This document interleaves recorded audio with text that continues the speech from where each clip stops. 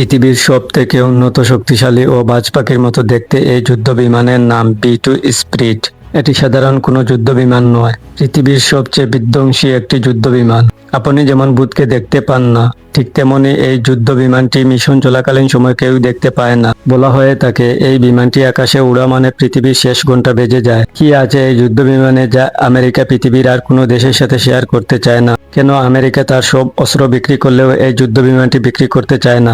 জাতিসংঘ কেন এই যুদ্ধ বিমানটিকে ভয় পায়? কিভাবে এই বিমানটি পুরো পৃথিবীতে একসাথে বোমা ফেলতে পারে? এখন প্রশ্ন হলো, আমেরিকা কেন এই বিমানটি বানিয়েছিল?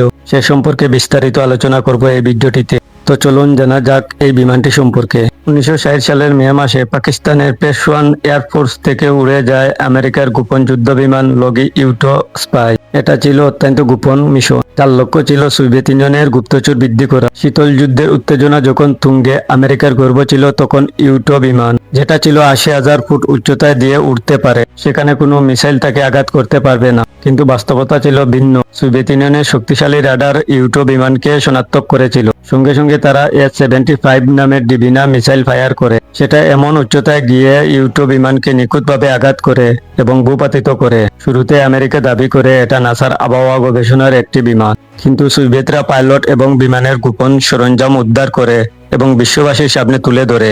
এতে আমেরিকার গোপনীয়তা ফাঁস হয়ে যায় এবং বিশ্বমঞ্চে তাদেরকে এক বড় ধরনের অপমানের শিকার হতে হয়। এই ঘটনাই বদলে দেয় যুদ্ধের মোড়। আমেরিকা বুঝতে পারে তাদের দরকার এমন একটি যুদ্ধ বিমান যা কোনোদিন শত্রুর রাডারে ধরা পড়বে না, দ্রুত সময়ের মধ্যে শত্রুর এলাকায় ঢুকে বোমা ফেলবে এবং অক্ষত অবস্থায় ফিরে আসবে।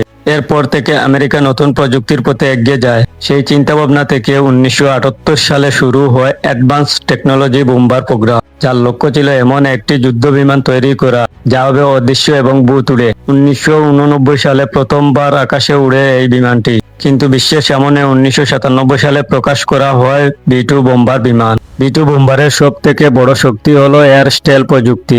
এর ডিজাইন এমন এক অভিনব পদ্ধতিতে করা হয়েছে যার কারণে রাডারের তরঙ্গ বিমানটির উপর পড়লেও ফিরে আসে না, বরং সেগুলো অন্যদিকে চলে যায়। ফলে রাডার বিভ্রান্ত হয় এবং বিমানের অবস্থান সঠিকভাবে শনাক্ত করতে পারে না। বিমানটার গায়ে ব্যবহৃত হয়েছে বিশেষ এক ধরনের গ্রাফাইট আবরণ, যা রাডারের তরঙ্গকে শোষণ করে ফেলে এবং বিমানের উপস্থিতি গোপন রাখে। আরেকটা গুরুত্বপূর্ণ অংশ হলো ইলেকট্রনিক কাউন্টার মেজার সিস্টেম, যা শত্রু রাডারের তরঙ্গ ধরেই তা পরিবর্তন করে ফেলে।